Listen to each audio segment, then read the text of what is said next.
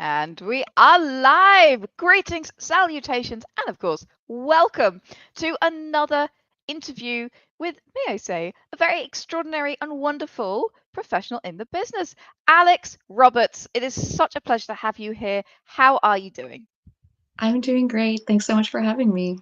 Yeah, absolutely. I'm so excited. Almost didn't get you here. I was slightly worried. Tech has not been our friend this morning, but Some hopefully the exciting gremlins. adventures already to Yeah, this morning. absolutely. The gremlins of the Forge will be with us and we will get through. So, folks in the chat, please let us know if you can see us, if you can hear us. And those of you on the podcast, well, I hope we made it to you, is all I can say. So, before we get any further, Two Player RPGs is the name of today's game. And Alex Roberts has created one of the most awesome. Let me introduce her properly because she's far too modest to introduce herself. She is an award winning game designer, educator, and, as if that wasn't enough, a registered clinical counselor living on Lekwungen territory. Her games focus on mechanical elegance and psychological complexity, and she's best known for Starcrossed, the two-player game of forbidden love. What could be more appropriate since it is around Valentine's Day at time of recording? And I'm very, very excited to be talking about two-player RPGs today. Alex, give us just a soupçon. What is Starcrossed? So, Starcrossed is about two people who really, really want to, but really, really shouldn't. They're both super into each other, but have a compelling reason not to act on their feelings. And you play the game with a Jenga tower that you build up at the start of the game.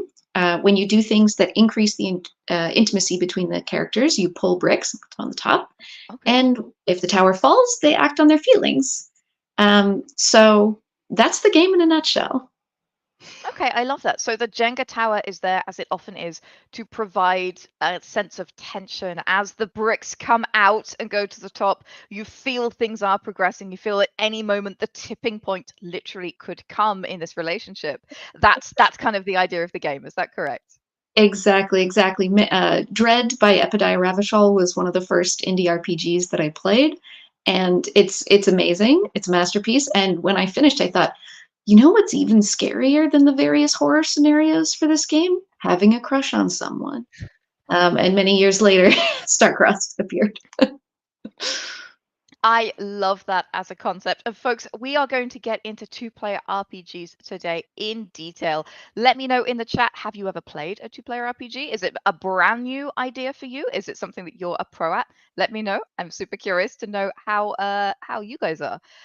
Um yeah. So in addition to Starcrossed, you've also created Pop, a live action game about the online community of balloon lovers, For the Queen, a card based storytelling game of love, duty, and devotion, and a bunch more. Guys, you can go and check out Alex's website. There are so many fascinating games there, from 20 to 30 player mega RPG icebreaker games to two-player and solo RPG games. And if you don't know what solo RPGs are, check out our other episode about solo RPGs that we did earlier in the year, because they're also really, really cool. When Alex is not concocting lists of bizarre commands, sometimes known as TTRPGs, she can usually be found tinkering with her vintage video game collection or brewing a lovely cup of tea. Well, I'll drink to that. So that gets me to our first question. Alex, what is a two-player RPG? It sounds like a silly question, but I feel like there's more to it than meets the eye. I could certainly go off about it. We often think of RPGs as having a GM and then maybe 3 to 5 players, and but everything else about that configuration can be true. I'm glad you've already had an episode on solo RPGs, which I love. And so when we talk about two-player RPGs, we're either talking about something where there's one GM and one player, which is kind of a certain design mode that I can talk a Yeah. bit about, um, or just two players and the game, where there isn't the GM player dynamic, and you're playing a game together, just the two of you. So some good examples of one player, one GM games would be like, to me, a big cornerstone of that genre is Murderous Ghosts by Vincent and Mackay Baker, the Apocalypse World folks. So that was a game that was really, really deliberately designed to be one player, one GM. The player plays someone who is in basically like a haunted environment, and the GM is a bunch of ghosts and things chasing after them. That one's really interesting because there is a certain intimacy to horror, right? Like knowing what scares a particular person. Absolutely. But often, what is the scariest situations are the ones where we're alone, and so you both have like this intense intimacy in the game, and also the sense of like isolation. So that's incredible. Pelgrane Press has put out a bunch of like one player, one GM versions of their other Mhm. games. So if you know Cthulhu Confidential, that's their like Trail of Cthulhu one-on-one. Night's Black Agents has a one-on-one version. And I think Gumshoe has a one-on-one version. Anyway, they're doing a bunch of them, Possibly, and yeah. it's really really smart to be like, technically you can probably play any GM'd RPG with one player. I've been the player in a one-player Burning Wheel campaign, Dungeon World campaign. You can absolutely do that, and I totally encourage you to do, because you will find interesting things about playing one-on-one.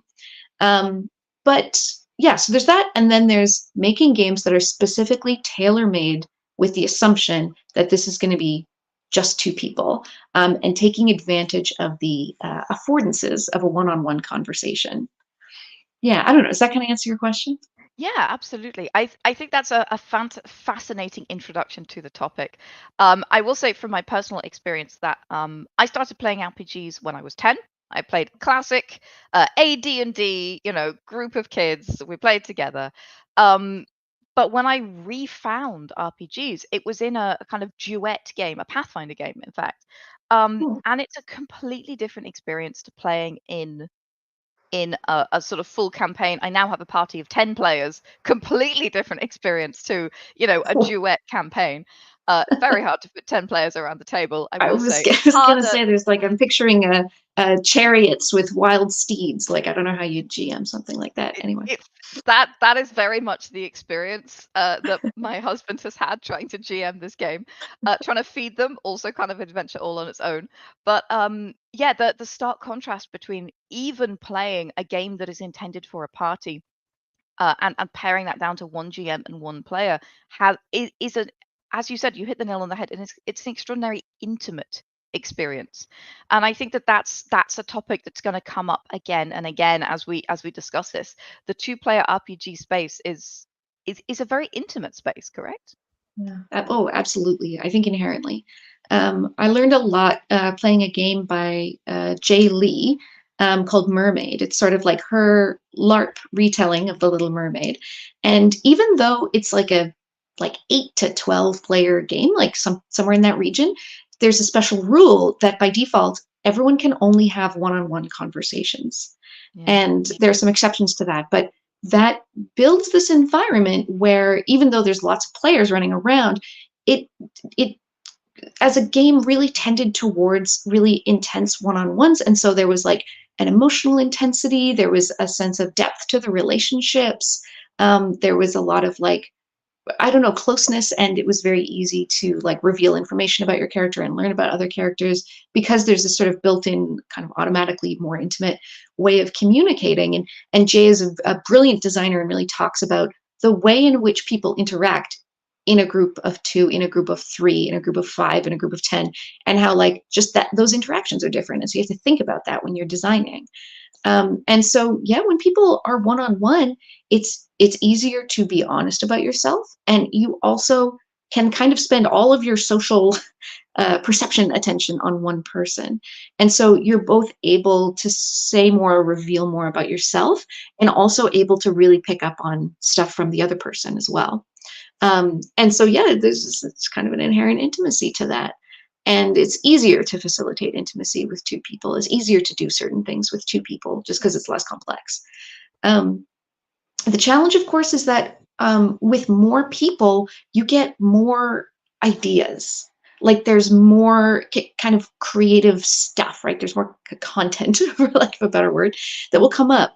And so when you're thinking about RPGs, you also have to be thinking about how to scaffold and support players so that they can they can come up with stuff. right? And so, especially because if you have one GM and one player, the GM might be preparing, they might have a source book, there might be like a pre-established world, and they know it's kind of on them to bring stuff that the player can react to and respond to.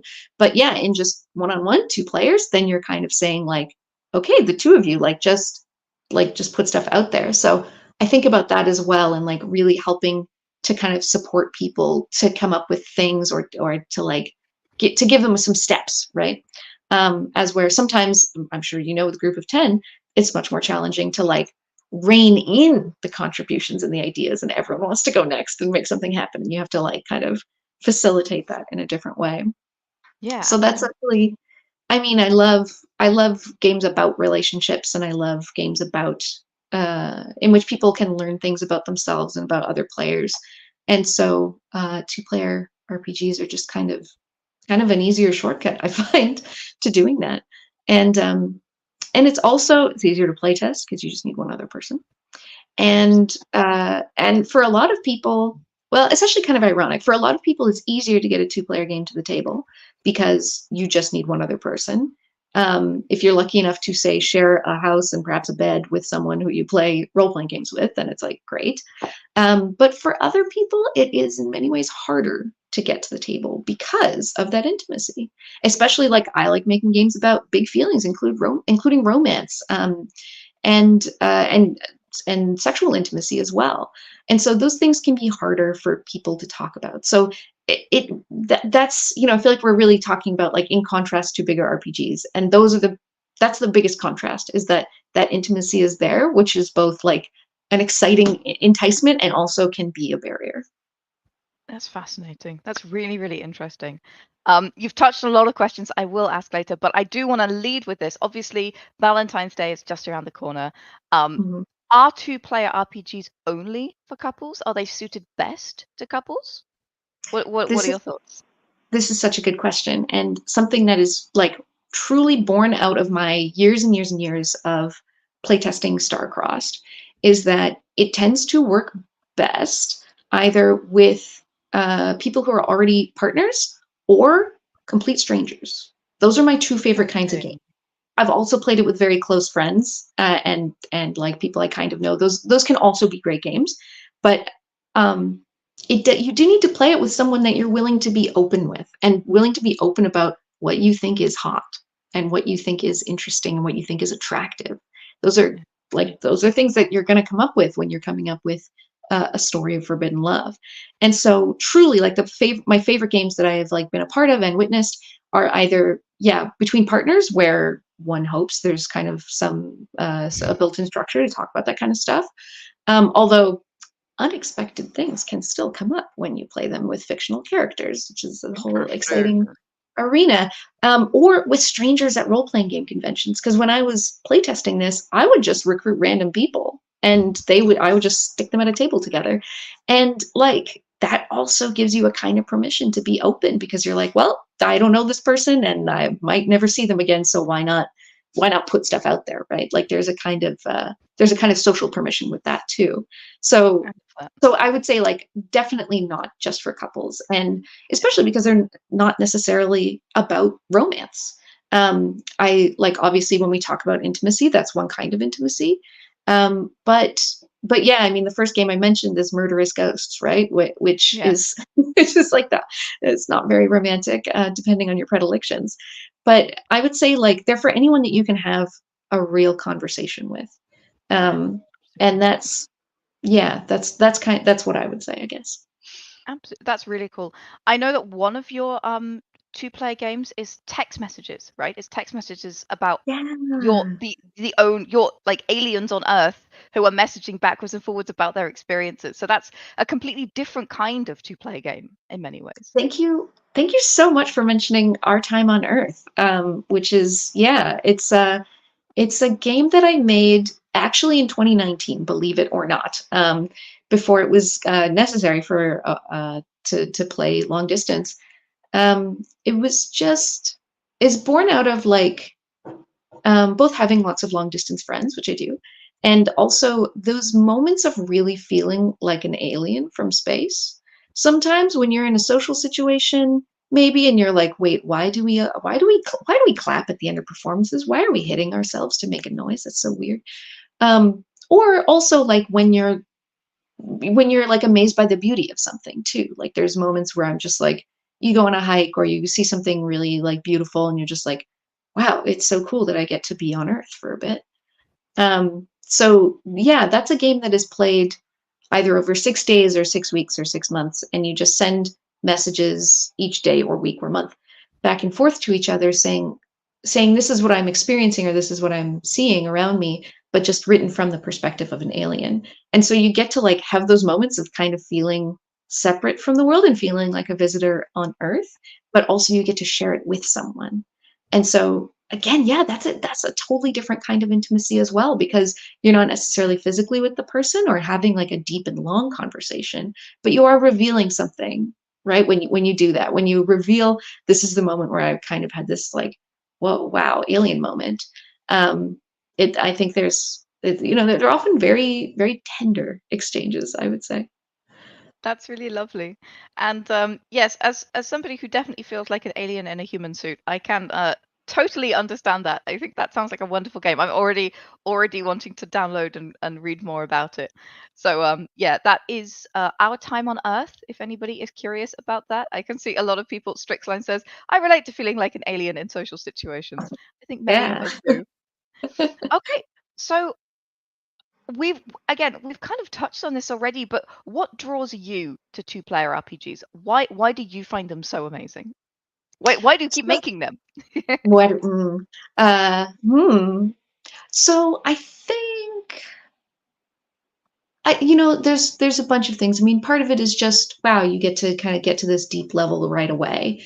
But also I think there's also when you are building a world from the ground up, which I understand you know a thing or two about.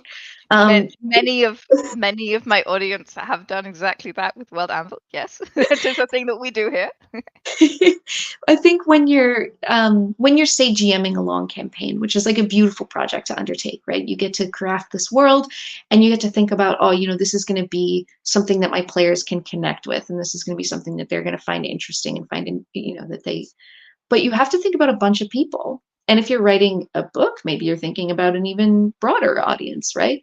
And so there's something really, and if you just make a world for you, then it's like ultimate indulgence. It's like it's just going to have the things that I find interesting in it, and I don't care about this or that or the other thing. And a two-player RPG is like this special place in between that where you have all the creative input of another person, but you also just get to make it interesting to you too.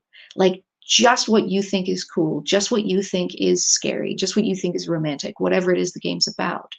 Um, and it's easier to kind of regulate tone as well, right? Like so humor is also very, very subjective, very individual. And so if you like, you and your friend or you and your partner probably share some sense of humor. And so again, you can make it funny to each other. You put all the in jokes and the things that the two of you get a kick out of that maybe nobody else in the world would find funny, but doesn't matter because this just exists between you.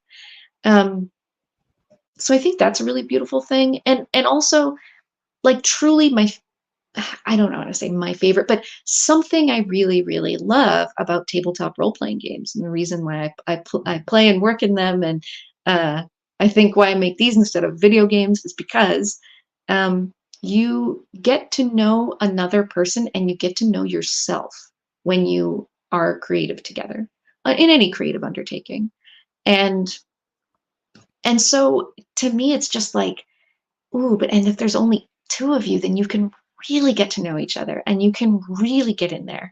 And um and and again, I think reveal more about yourself, but also like it's just the two of you. Like again, you can really kind of get deep and expand on that. So I think for me it's kind of like everything that I like about RPGs is kind of like is like cranked up to 10. Like it's like the highest, all of that stuff is like on the highest setting. Um, Including just the feeling of being in sync. Like if you've ever like made music or like uh, or done theater or whatever, there's like a special feeling of kind of like when you're playing off what other people are doing, and you know that you're kind of like a participant in something that is kind of like both within and beyond you is very, to me, it's a very spiritual thing in certain ways.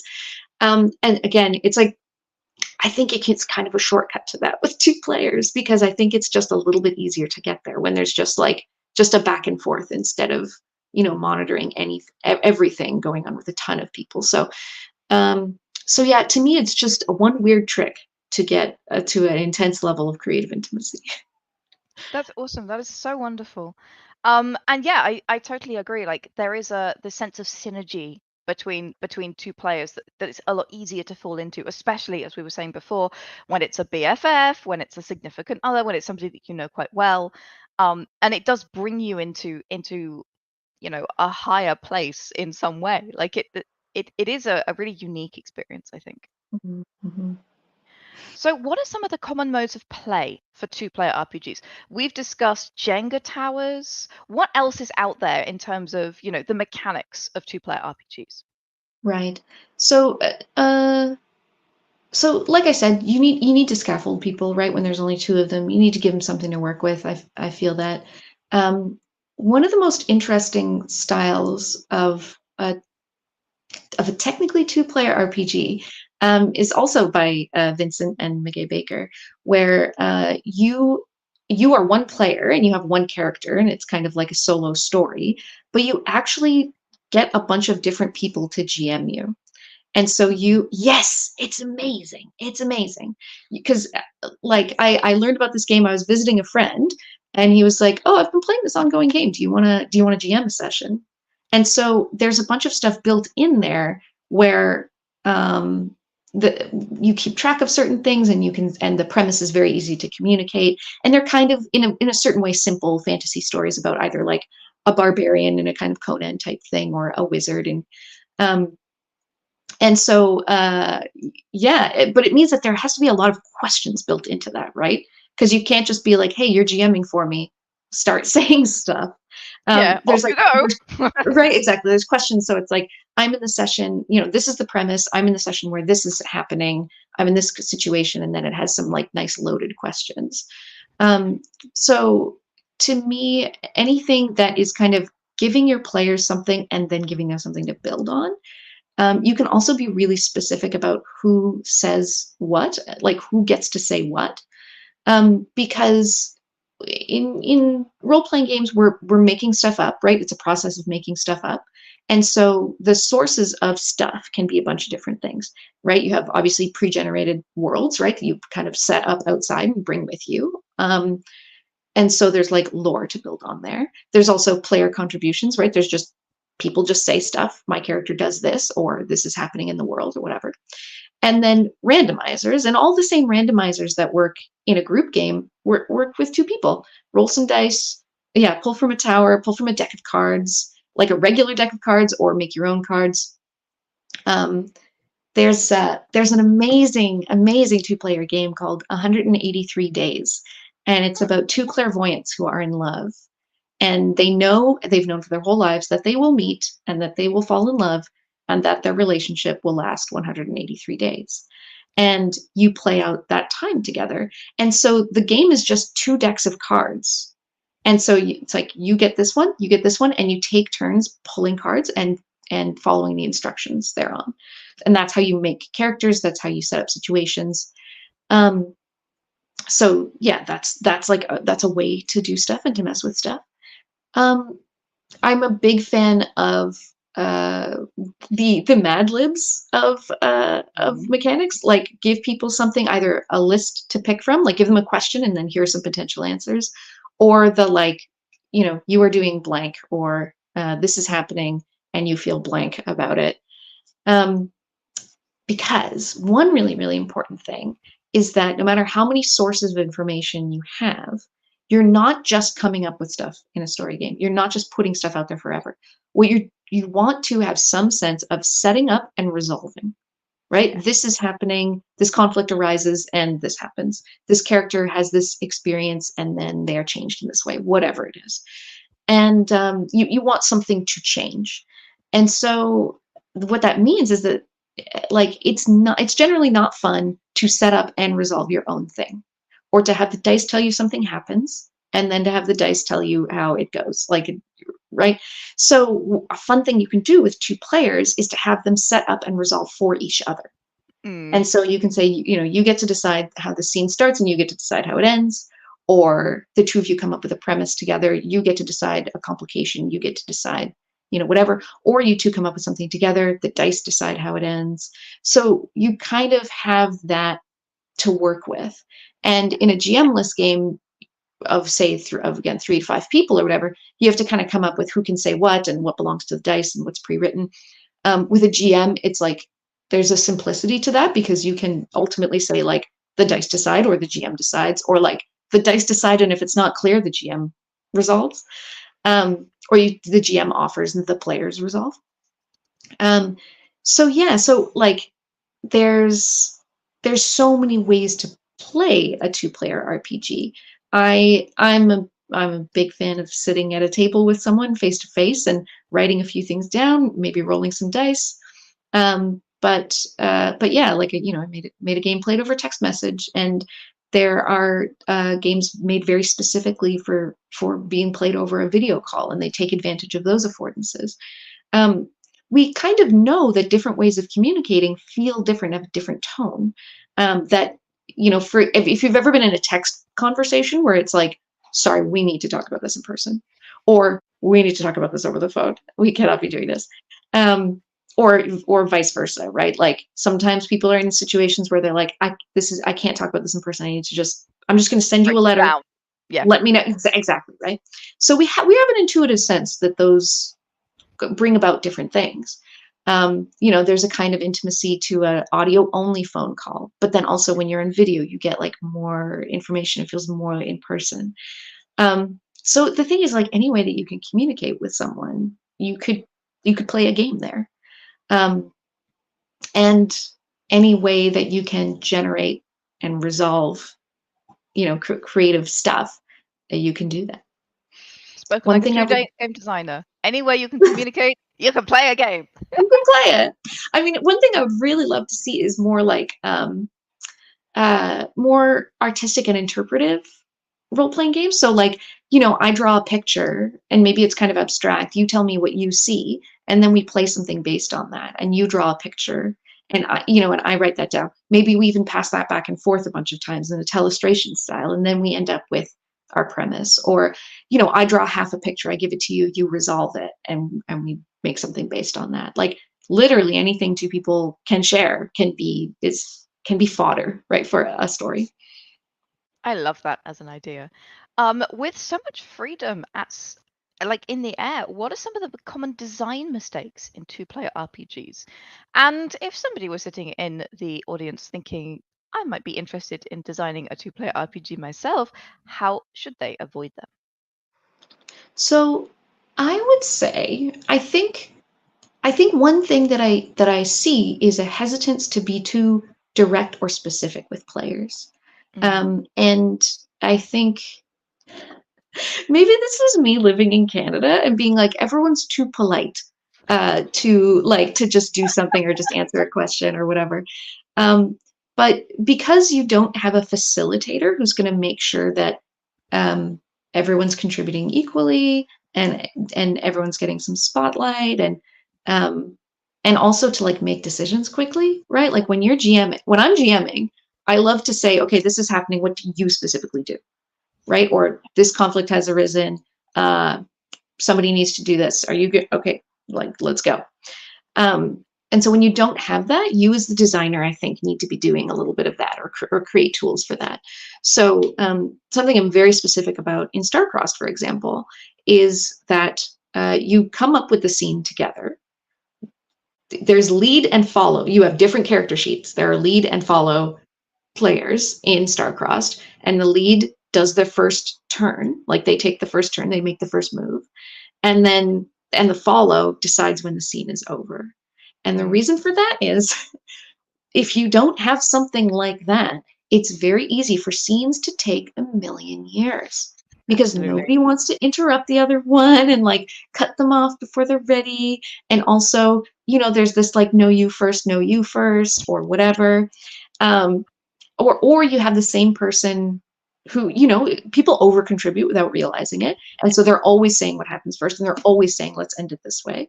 Or people who are more reticent and they don't know how to take that permission. And so really like giving super super clear roles. This is what you decide, this is what they decide, this is the order in which you do things. Like, I don't know, maybe it feels like restrictive or unnecessary, right, that you're kind of making arbitrary distinctions. Do it anyway. Do it. Yeah. Just be too specific. If people don't like it, they will simply disobey you. Like, people have agency, they could do that. But give them something to default to, so that you're giving them a more structured experience, right? Like, you're not there to actually facilitate. So like, tell them when they're doing what and for how long. I love a timer. Give me a timer in a game. Set a timer for 5 minutes and answer these world building questions. Um, it's not a two-player game, but there's a great game by Jackson Tehu called Thanksgiving, and it's from many years ago. It's about a bunch of people who are stoned on Thanksgiving trying to put on a meal and doing a very bad job of it. And the scenes are timed, so you kind of interact with someone else and you have this like dialogue, and then at a certain point the scene just ends, and it really really fits the tone of just like sort of stoner comedy, like uh and that can be the end of the scene. So yeah, so give your players structure, even if it feels like, well, why am I saying this process takes 2 minutes instead of 5 minutes? Like, would it really hurt if it took 5 minutes and 10 seconds? No, and if they need it, they'll take it. But be specific with them. Give them that structure that you would if you were there facilitating. I love that. Like bringing in the structure, giving them, easy ways to understand, easy ways to default to. I think that's really interesting. And yeah, very very necessary in those kinds of spaces where I think somebody said in the chat, the polite spiral. Yes, Yeah, absolutely. I saw that. I was like, I know that, especially when you game with nice, lovely people who are so kind and hold the door open Right. for each other. Establishing a turn order, establishing a here's goes first, and here's who decides this, and here's who decides that. It is a gift. And also, again, think about the fact that there's only two people. They will just not generate as much stuff as a table of five. There will just be not as much stuff coming up.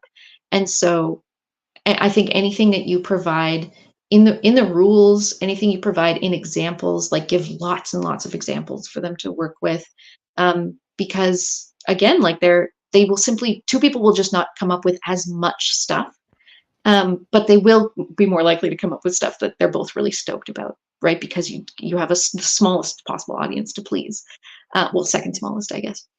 Um, so yeah, definitely like give them lots and lots and lots of ideas, and give them lots and lots of structure. This is my advice. I love that. I think that's wonderful advice.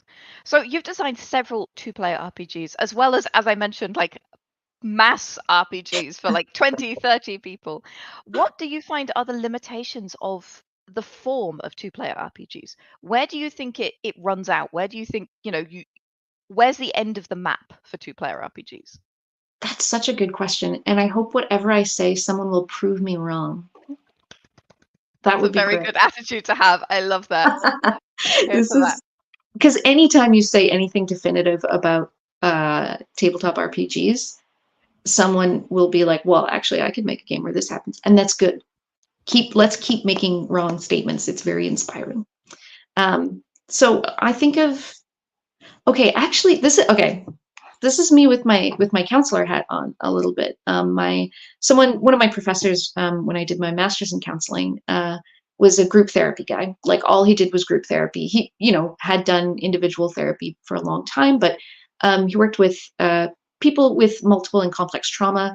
And he was like, there is stuff that you can do in group therapy that you can never do one-on-one, because instead of being you, the therapist, and them, the person, they have co-participants and empathic witnesses who really kind of on a certain level know what they're talking about and are on the same journey with them.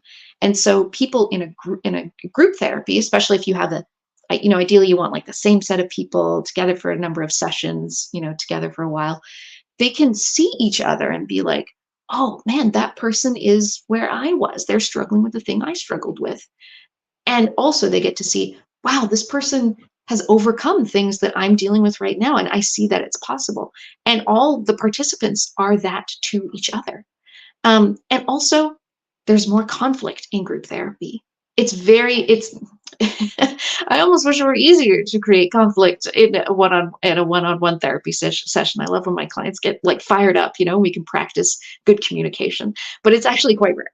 As we're in a group setting, people will annoy each other and make each other angry or disagree about something important. And so if that's well facilitated by a good therapist, that is an enormous opportunity. Right? When you resolve that conflict well, people learn how to engage with each other.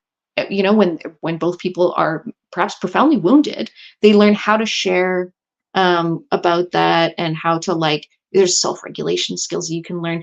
And again, it's kind of like games where just more stuff is going to come up, and you get to have more conflict, which again, you facilitate well so that it's productive.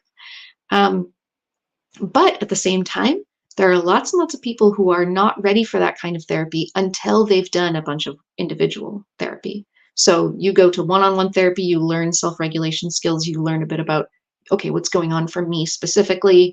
And then with that knowledge and self-understanding and, a certain set of skills, then you can go in and do the work that can only be done in groups. So for me, I think about therapy and RPGs as very similar processes all the time. And I think again, like there's a broader sense of connection that you can make. And there is an opportunity for conflict. And there is an opportunity to get rowdy with a bunch of people that there is not, so it's rare with two people. And so I think there's a kind of tone that's quite hard to get to with two players that is like more boisterous, more intense. If you've ever been in a group RPG where things in funny ways or in action-packed ways or in sometimes emotionally intense, dramatic ways, things kind of feel like a runaway freight train, right? Like people are just jumping on and they're revealing stuff and they're saying, yeah, do that, and then and then my character will do this, and you're like, whoa, like that kind of yes. Someone in the chat is saying they call it an RPG party. And that is something that that can happen there. There's just like enough energy in the room. And so I think that's quite rare for one-on-one games. You don't tend to get in big exciting arguments and debates, and you don't tend to get those runaway train moments. So again, for me, that's part of the appeal, is that you can have a quieter, more down tempo, contemplative kind of story, and a soft and intimate story. People in Starcrossed are always speaking in these gentle, soft little tones. Like, you're not going to talk the tower over. It's okay, buddy. You don't have, you can yell. It won't move it. But something about the interaction makes people engage that way. So I hope someone proves me wrong and they make a two-player RPG that is absolute just madness, that's just like a wacky road trip adventure or a screwball comedy, or or it's about two people going into battle together or something in like a big fantasy sword kind of way. I would love to see that kind of kind of boisterous intensity, high energy stuff, high, big activation stuff happen in a two-player RPG. Because right now, I don't know. I don't know if I can. I would be surprised and delighted to see it. Okay, I love that. And I have to say, as I was doing research for this, I found a journaling two-player RPG called Tether, where it's two different people from different generations journaling backwards and forwards. I found Mm. Starcrossed. I found, you know, we are aliens, but we're on Earth, and we're sharing our experiences about that. I haven't seen, and maybe somebody in the chat or in the comments on the podcast can tell me if there exists one. I haven't seen a two-player RPG that is epic fantasy in that kind of like big high drama kind of way. You're absolutely right. Like, I have not seen that yet. It's making me want to make it. Now I'm in a race with everyone else listening to this. First one gets there wins something. High drama epic fantasy two-player RPG. Watch this space. I will say, in many ways, the duet RPG, the GM and player RPG, does have something of that. Although there's more of a sword and sorcery flavor because it's a solo player than there is that kind of like big epic Mm. feel. But yeah, like I say, I've never seen something that is really kind of like Game of Thrones but two-player RPG. Yeah, yeah, like big action, like even sci-fi two-player RPGs that I know of. There's a beautiful one from many years ago called Our Radios Are Dying. You play it in wheelie office chairs, and you are two people who were on a spacecraft that has exploded. You're running out of air in your respective spacesuits, and so you like kind of are going around like in space. And but that is like this slow, sad thing about the end of a relationship and like facing your own mortality. So like even when it's in spaceships, the two-player RPG is more intimate. And More mood, yes, yeah. some very smart and insightful person in the chat is saying Pelgrane Press is working on a one-on-one, again, their one GM on one player version of Swords of the Serpentine, which I haven't Mm. played yet, but is very much like a sword and sorcery thing. And I also haven't played their one-on-one version of Night's Black Agents, which is called Solo Ops, and that's a game about vampires who are secret agents, or secret agents who are vampire slayers, perhaps. And it's like modern setting, a little bit of trench coats and katanas energy, but like maybe a little more realistic. So like that's got to get pretty. That's got to get pretty action packed, Kind of get right? quite dramatic, yeah. Right, yeah. Absolutely. So we've talked about where the limitations are. What kind of concepts and themes work best? Like where does the two-player RPG really thrive? Like where is its wheelhouse? Well, I think it's very I think it's really strong when talking about sex and romance. I will say we are now putting out a supplement for Starcrossed called Love Letters with Bully Mm. Pulpit Games. We crowdfunded it late last year, and it's going to backers very soon in PDF form. And one of the most requested things to put in this supplement, which has like pre-generated characters and settings and different modes of play and stuff, was three-player Starcrossed. People have been Mm. begging for it since I started playtesting this thing. And something that I really realized doing that is like even a three-person relationship, which are real things people do all the time, is still like fun. It is also three two-person relationships. Yeah. And so even if again you could do a forbidden romance between 4, 5, 6, 7, 10 people, it would still be also a set of dyads. Um, and I think there is something about that that I don't know that calls to me, right? That is a way of doing a one-on-one thing. And so anything that is about an intimate or very close relationship, anything where subjectivity is really important, and I guess subjectivity is in like there's a broad range. So when I talk about comedy and when I talk about horror and how that is very personal and very individual, that means it's good stuff for a two-player situation, because again you can just be a little bit more personal about what the two of you like. um, so yeah, romance but also intense relationships. Something that I think is so underrepresented in RPGs is parent-child relationships. Those they're heavy, they're fraught. Maybe that's why we don't write too much about them. But I think that is something that would work well, or a sibling relationship. Um, so yeah, really intense one-on-one relationships, I think, is the place to start.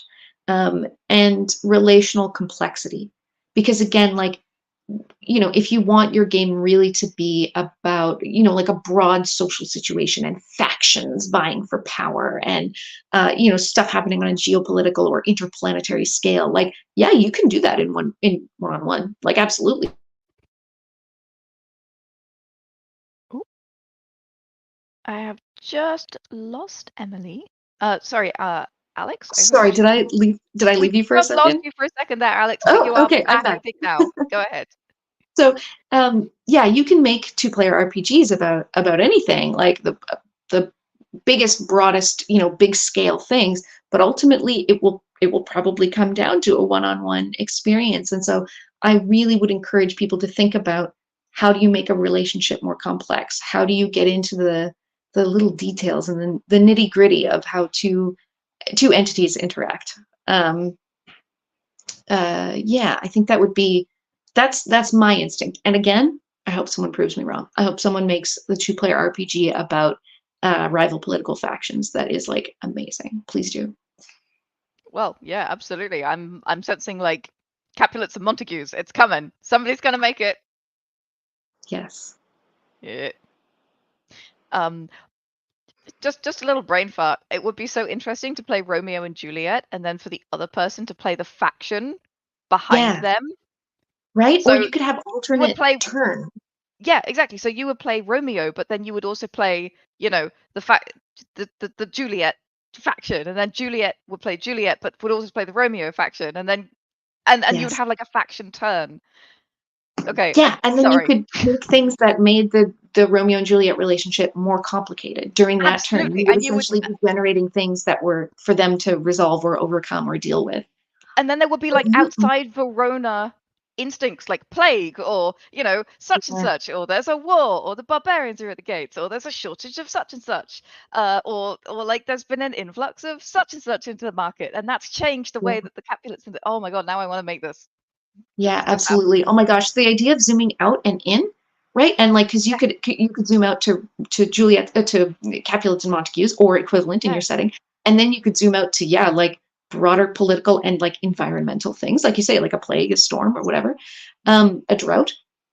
But you could also write that to keep the Shakespearean thing. You could go to the level of gods. Gods are always messing with stuff in Shakespeare, yeah, and so absolutely. you could then like move way further out and have like, the gods having their sort of, again, kind of interpersonal stakes, but then applied to its situation. Round six, yeah. Somebody make this. This sounds awesome. This would be really cool. This would be super cool. I kind of want to play it. Yeah.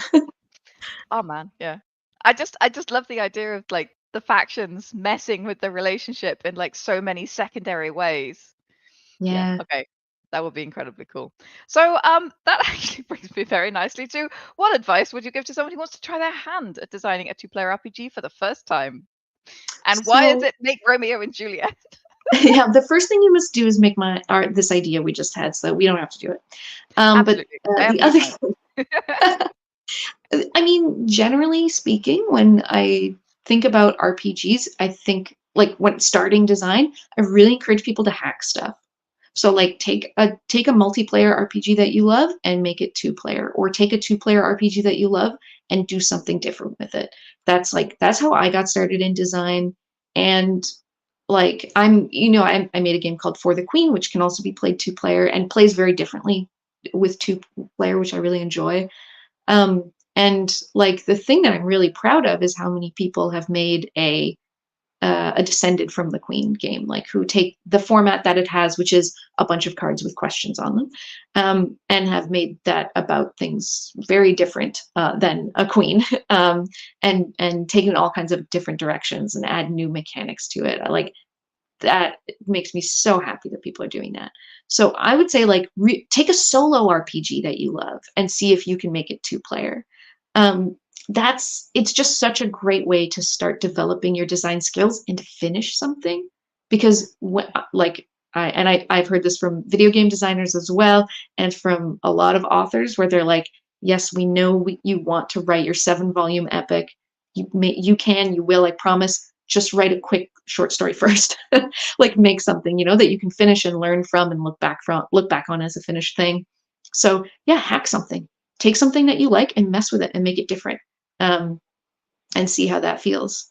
Um, and I think that's kind of my only advice, because there's not really like like I said, everything that I'm saying about two-player RPGs, I genuinely think is true and also want to be proven wrong. So I'm like, focus on intimate relationships and do this and like scaffold them and like give them super specific instructions. But like, if you set out to specifically disobey all of those rules, I will probably also be very interested in your game.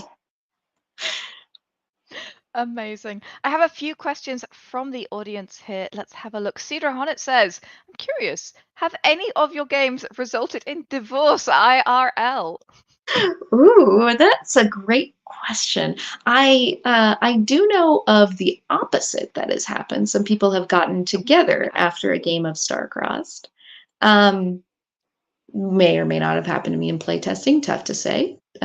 Difficult to determine. So I know that has happened. What if people have broken up after my game? Good for them, honestly. Like if that, I mean, if a game did it, it was obviously something that needed to happen. But no, I've never heard of this happening. Write in, send me a message if my game caused your divorce, and let me know how you're doing. Oh goodness. Okay. I wanted to ask if any of your playtesters had gotten together after a game of Starcrossed. I was very curious. So yeah. Yeah, I literally from playtesting. It doesn't happen very often to me that I get like recognized that someone's like, "Oh, you're Alex Roberts, the game designer." Not that level of fame, but I did. I visited a friend of mine, and their roommate had heard of my games, and they were like, "Oh, yeah, I played Starcrossed," and I was like, "Oh, that's so cool! Wow, thank you so much for saying so." And then they pointed to a chair and said, and yeah, she said, and me and my girlfriend broke that chair afterwards. That it's. And I was like, the best award I've ever won. Like, not that I'm not glad for accolades, but nothing's gonna top that. That is amazing. So good it broke a chair. I hope you put that on the on Back of the the box. next version that's coming out. Mm.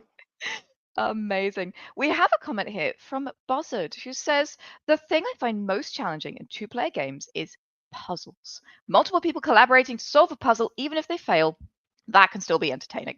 But if you're on your own and you're just not getting it, it's likely to be frustrating. Well, I have my thoughts on this, but Alex, what are your thoughts here? How can this be approached?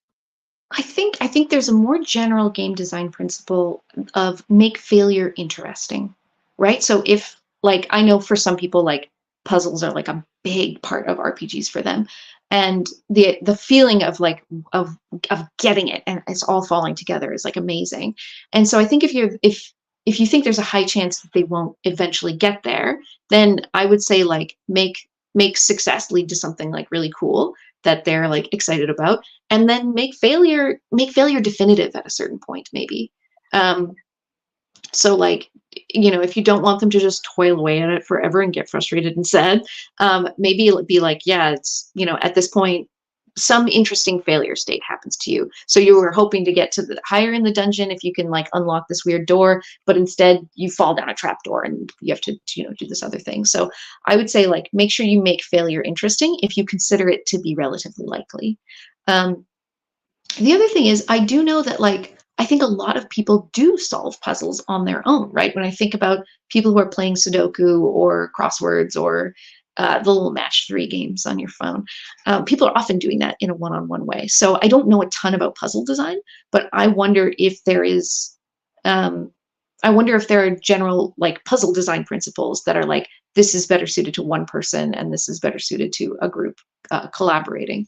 So again, kind of have like the vaguest of information there, but I'm like, talk to people who design puzzles. Maybe there are principles for single player puzzles.